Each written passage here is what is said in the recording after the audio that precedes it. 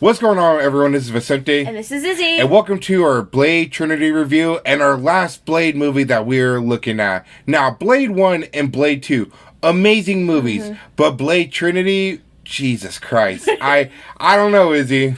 So, I had low expectations, especially what I've been told. But okay, this may sound crazy, but I personally don't think it's as bad as everyone was. You see, and I'm glad Izzy can see Blade Trinity as a decent movie, but for me, I can't. And it's not just because the whole behind-the-scenes drama, which we'll talk about in a little bit, but it's just more of like the story itself is just so out of place that this movie doesn't feel like a Blade movie. It feels like it's literally just a Night Stalker movie. And I'm sorry, you got fucking Dracula, one of the most badass vampires in Blade history, and you completely just... I'm mixed on him. If anything, you should have used Morbius as like your final bad. That would have been cool for me. And besides that, you know, the fight choreography sucks, which we'll get into about our positive mix and negatives. But Izzy, any final thoughts? I mean, was the other two movies better than this movie? Oh my god, 100%. Yes. Like, I can agree, but at the same time, I don't think this movie is trash. I think if you're not looking at this in the trilogy and just as a movie itself, not connecting to Blade, it's not the worst movie I've seen in a trilogy. Yeah, but it's Wesley Snipes as Blade. Yes. That's the thing. Like, when you're comparing it to the rest of the trilogy, yes, the movie is horrible, but as a movie itself, I don't think it's horrible. You see, Izzy likes to remain optimistic, so I'll applaud her for that. Now, what we mean by behind the scenes drama, here's the thing. So originally, Blade 3 was going to take place years after Blade 2 to where the vampires ruled Earth. And that Blade was humanity's last hope, and Blade was going to lead a resistance against the vampires, and they would have won in the end. But in doing so, Blade would have sacrificed himself. That would have been such a badass ending for that fucking character and for Wesley Snipes.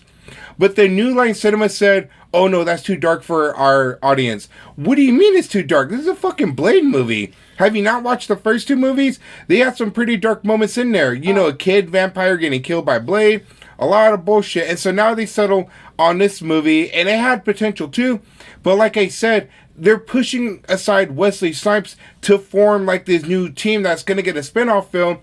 And Wesley Snipes kind of went batshit crazy on set. He was like a dick to Ryan Reynolds. He almost got into a fist fight with the director, David S. Goyer. And it was so bad to the point where Wesley Snipes was in his trailer getting high, smoking weed. And if you needed to contact him, I forgot to tell you that part. But if you wanted to contact Wesley Snipes, you had to leave a note on his trailer and call him Blade. And I'm not going to lie, yes, is it batshit crazy? But at the same time, I don't blame Wesley Snipes because this was his movie. And you're pushing him aside and making him a side character. And it's just so fucking stupid. I get it. You know, you want to make more spinoffs about this character in this universe. But for a Blade movie, you just can't push that aside. And I'll get more into it later when we get into our negatives. Yeah, the behind-the-scenes stuff sounds crazy. Yeah, and Patton Oswalt, one of the actors that was part of what was her name again? The Night Stalkers, I almost said Death Strikes, but the Night Stalker team, he said that Wesley Snipes was fucking crazy and he was a dick. And Wesley Snipes has even said, was I a dick? Yeah, I was a dick, but can you blame me when they're pushing me aside for my own movie? Yeah. But, you know, besides all that, we're going to get into our positives for a little bit, but how I would rank this movie, I would give this a strong 5 out of 10. There are some things I do enjoy about it. You know, most notably Wesley Snipes. But I just can't forgive it for pushing Blade to the back burner and just making these Night Stalkers the main focus. Yeah, I can see how you rated a 5. For me, this movie is a 6 out of 10. I don't know if some of you guys probably consider that too high. Oh, you're going to... Yeah, someone's going to think you're considering this way too high. But I think it's an okay movie, and I'm gonna go with that. We have all opinions, you know. Some like this movie more than others, and that's fine. All right, let's get into it. So starting with our first positive, despite the behind-the-scenes bullshit and drama, Wesley Snipes still gives it his all. Even like I said, even though he's getting pushed aside for his own fucking movie, he's still doing a badass job. And even though, like, it's not as good as he was in Blade 2, he's still giving it his all when he's on screen and it's not a stand-ins. Oh, yeah. You can definitely tell, especially when it scenes with just him. He is giving it all. It reminds me of him in the other 2 Blade movies. And you can definitely see him trying. Yeah, and, like, they're not ruining the character of Blade. They're still keeping that character consistent with him having his smart-ass moments, his little charisma, his little humor, and his badass fighting.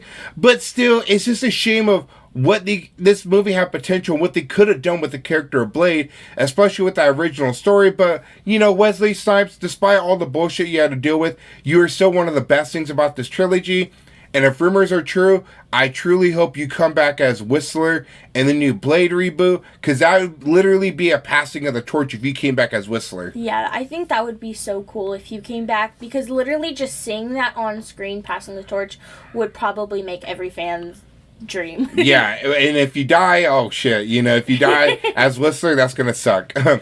Alright, and now on to our final positive. Yes, only 2 positives for this movie. The Night Stalkers. Now, I know I was just kind of talking crap on them, but, you know, I do like them. Jessica Biel as Abigail Whistler, which I'm gonna talk about in a little bit, because that's stupid. And, of course, Hannibal King, played by Ryan Reynolds. Ryan Reynolds, you know, even before Deadpool, it reminds me a little bit too much of Deadpool, even before Deadpool was released in theaters, just because the character Deadpool was inspired by Ryan Reynolds' just humor and stuff like that. But let's talk about Abigail Whistler, played by Jessica Biel. You know, I may not like the fact that she's Whistler's daughter, just because Whistler in the first movie says that both of his daughters died and his whole family died to a vampire, which it's like, okay, well then where was she the entire time? Yeah. When you needed her. But besides that, and what I do like about this trilogy and itself is that they make every female character badass, and Abigail doesn't fall short of that list. Yeah, I gotta agree with that. That's what I was just gonna say.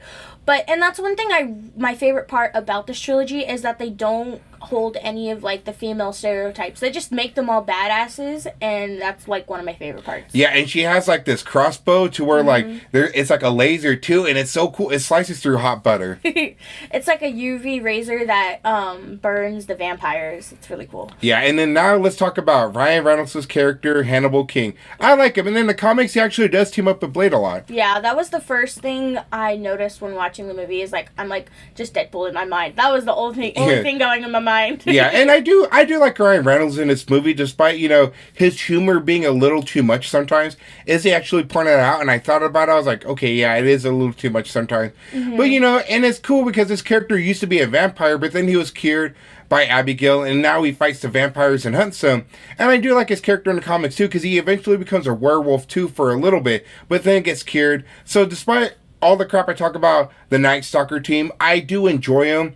But I'm going to be honest, if I wasn't lying, I would say I enjoy the Blood Pack more in Blade 2 than I do the Night Stalkers. Yeah, I feel like the Blood Pack just had more to go on, whereas with the Night Stalkers, I wanted more. Yeah, I get it, you know, a little bit more personality. Yeah. And, you know, not for them to be the sole focus of the movie, but we'll talk about it in our negatives. Yeah. All right, now that we're done with our positives, now we're getting to our mixed feelings. And starting with our first mixed feeling, Dracula and his henchmen. Now, let me just say this. I do like the actor that plays Dracula, Dominic Purcell. He's best known as Heatwave in the Flash TV show. Amazing TV show, by the way. We still gotta finish that. I know. Yeah, but it just sucks because in this movie, he is technically Dracula, but they don't call him Dracula. They call him Drake. And he is referred to as Dracula sometimes, but it's just so stupid. But that's not my problem. My problem is that he doesn't feel intimidating. And the image we're going to show you right now, this is his true form.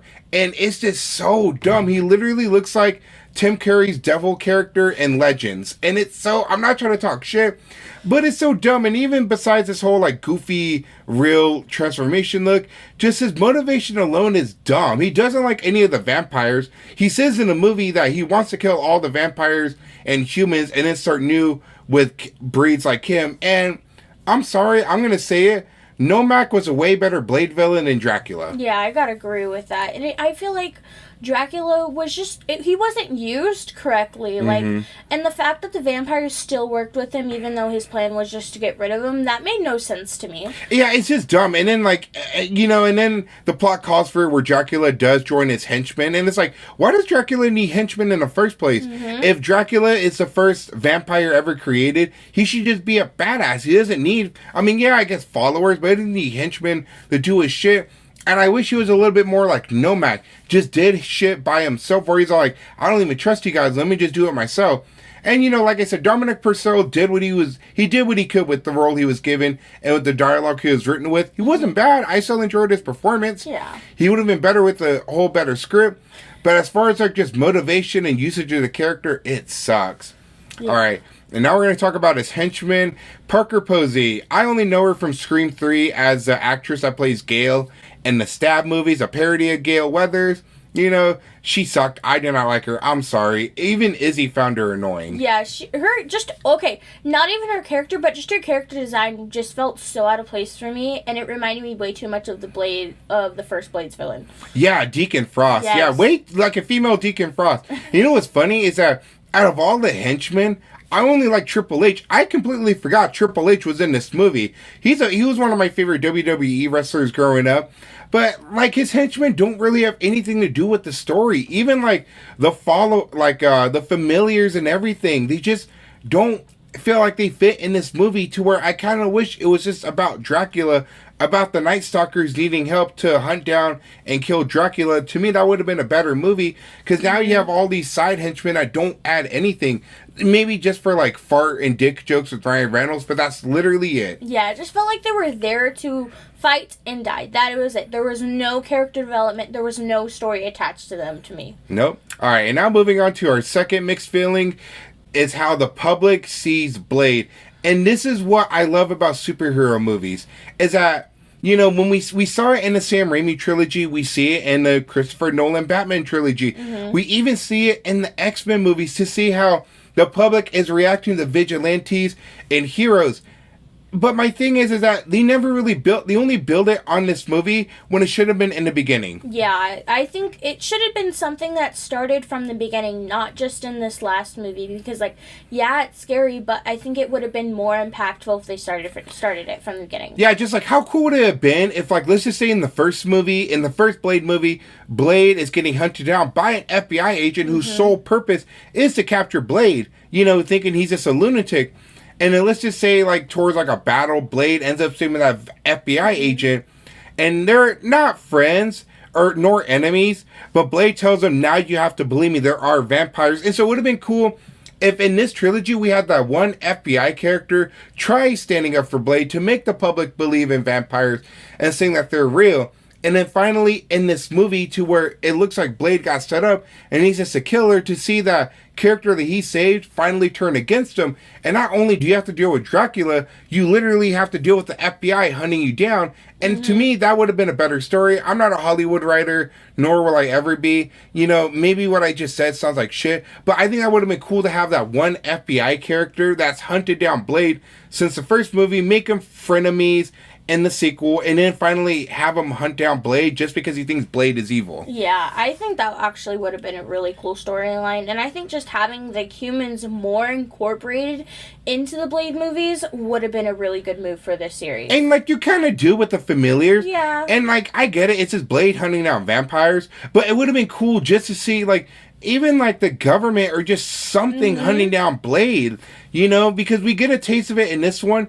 But it just would have been cool. I actually would have put this trilogy up to Sam Raimi part if we actually had that story of the public, hey, going towards Blade. Maybe you can have one side of the public believe in Blade, that thinks vampires are real, but then you have another side of the public that thinks Blade is just a stone cold killer. That would have been an interesting thing to see people support Blade. And I know that's not really a thing in the comics, but to me, that would have been some nice storytelling that you could have built upon. Yeah, I think that would have been really interesting, because I kind of want to see what the public thinks of him other than what the government's saying. Yeah, but, missed opportunity. Maybe they'll do something like that in the new MCU reboot.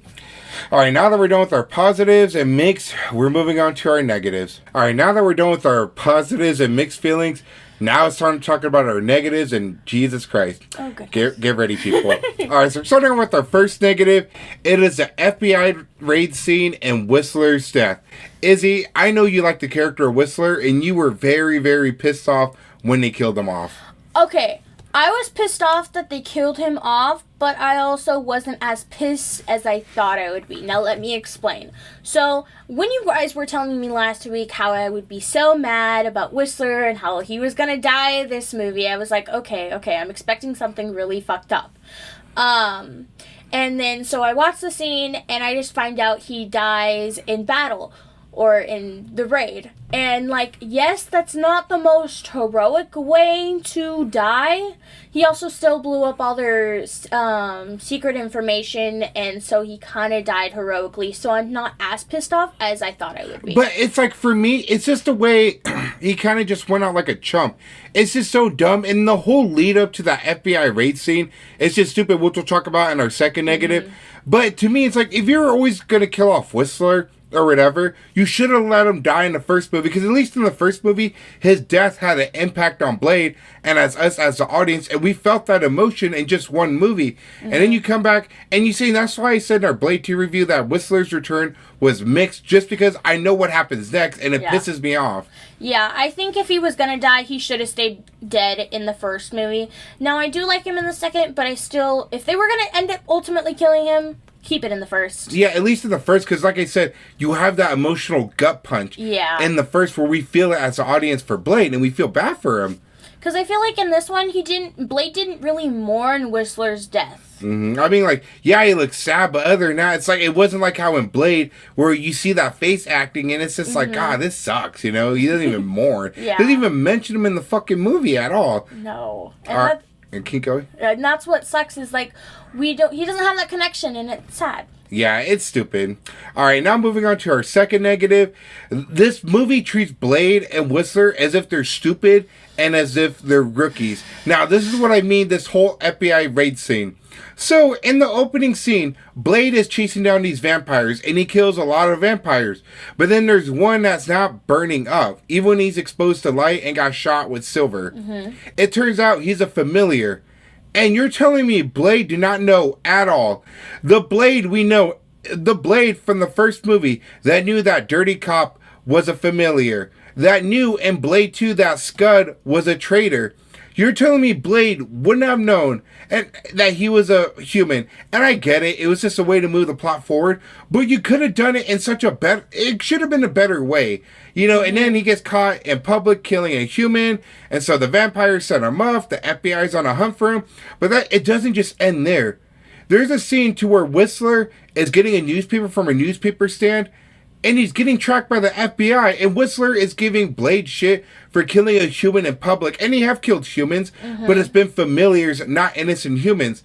And I'm sorry, they made Whistler a complete dumbass too. Why would he go out and get that newspaper when he knows that they're literally being hunted by the world? And I know there's dialogue that says that they don't know if they gotta go look at Blade, but come on, dude, a helicopter saw him. I'm pretty sure there's a photo of Blade somewhere. And so... that's dumb writing for both of those characters, and they make them look like they're rookies. Yeah, I think that is the most frustrating part about this movie, is how dumbed down they made these two characters when it came to the human and the FBI. It's like, I feel like they would have known how to stop them tracking and know to lay low, not go out in public, and it's so frustrating because we've seen these two characters excel the last two movies, be these cool spy kick-ass people, and then it comes to the humans just like, oh, I forgot all my training. I forgot everything. Yeah, like you said, it makes them look like they're rookies and if they're stupid. And I'm pretty sure that's one of the things that pissed off Wesley Snipes. And fun fact, the guy that played Whistler didn't want to be in this movie because he saw the script and that how they were going to treat the character Whistler. And he's like, fuck it, just kill me off. And I don't blame him. Because they fuck up those characters to see how badass they were and how smart they were in their operation. And then now they're just being hella stupid, gun happy in public. And yes, I know in Blade 1, Blade literally pulls out a gun in the public when he's about to kill that cop that's a familiar. But at least then Blade isn't being stupid and chasing him down. He's just like, okay, fuck it, I'll get him another day. We'll just follow him. This Blade probably would have shot him in public and got the cops on him. Yeah. And it's stupid, but it's like I said, they just fucked up those characters badly. Yeah. I think my last thing I have to say is that they were literally shooting at humans. The Blade and the other movies, my God, would not do that. I just remembered, in the FBI racing, Whistler is literally killing humans. And it's like, bruh, I get it. Oh, and that's the thing, too. They never had a backup plan in case shit hit the fan. Both of those pairs from the first and second movie would have had an escape plan. It's just dumb writing, and I don't blame Wesley Snipes or the Whistler actor, but come on. Yeah, I don't blame him either for being mad at this script, because I wouldn't like it either if my character has been this badass and now I'm dumbed down. Yeah, exactly. It's All right, now moving on to our third negative, and we talked about this. This doesn't feel like a Blade movie. This feels like a Night Stalker movie. Now, I know I just said I like the Night Stalkers. I think they're a cool team. I like them in the comics. Granted, they were kind of goofy in the comics too. But it's just, how are you going to make this a Blade movie? Literally called Blade Trinity. And push aside Blade in order for this new team just so they can get a spin-off film. Yeah, it felt like Blade was like sprinkled in just so they had enough story to start a spin-off. And that's what sucks. And I feel like that's what a lot of new movies are doing. But anyways, back to the point. It sucked because it spoiled the ending to the Blade trilogy for me. It's just dumb. And then even there's some dialogue in this movie to where you can tell Wesley Snipes is probably frustrated. Like there's a scene to where Ryan Reynolds' character is in a hospital bed, and he's trying to talk to Blade and Abigail, but then Wesley Snipes just walks off not saying anything. And then Ryan Reynolds straight up says, he hates me, doesn't he? And Abigail's like, yeah, he does. But in reality, I told Izzy, dude, I guarantee that line was probably true. That was probably Ryan Reynolds straight up saying, he hates me, doesn't he? And you can just tell, but I don't blame Wesley Snipes for being mad. I don't. Did he take things a little too far? Yeah.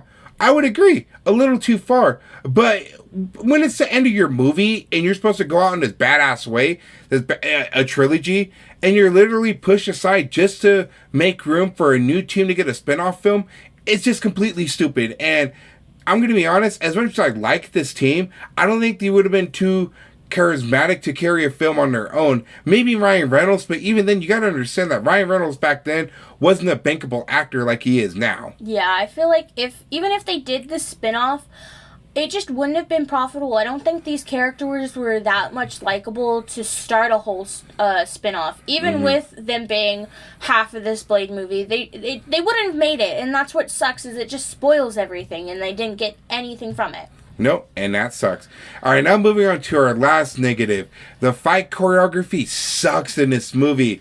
Now, I forgot to mention it in the first Blade review, is that this movie kind of inspired The Matrix a little bit with this move sets, the fighting, and then Blade 2 literally takes that fight choreography and everything and maximizes the fuck out of it, and it's so badass.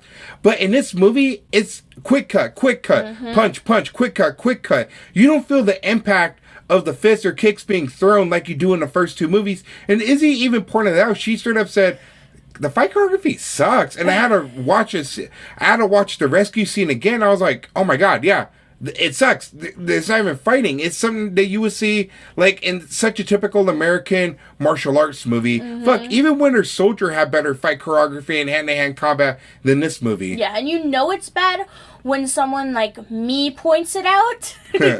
So, and that's another one of my disappointments with this movie, and why I rated it a 6 is because the combat was so bad, and they still has Wesley Snipes, so there was no reason not to have that good combat in the movie. And Wesley Snipes was very persistent in the first two movies. When it came to it, he would even help, but like I said, with all the drama and bullshit, he was just probably all like, all right, whatever. And most of the time it was a stand-in because he was too pissed off, and like I said, I don't blame him. Yeah, I don't blame him either. All right, now that's gonna do it for Blade Trinity review. How I would describe Blade Trinity: a disappointing end to a badass trilogy. That's how I would describe it. When you go from Blade 1, which was a movie that saved Marvel from bankruptcy, and I will die on that hill. As much as I love the X-Men movies and the Sam Raimi Spider-Man movies, this movie literally saved Marvel from bankruptcy.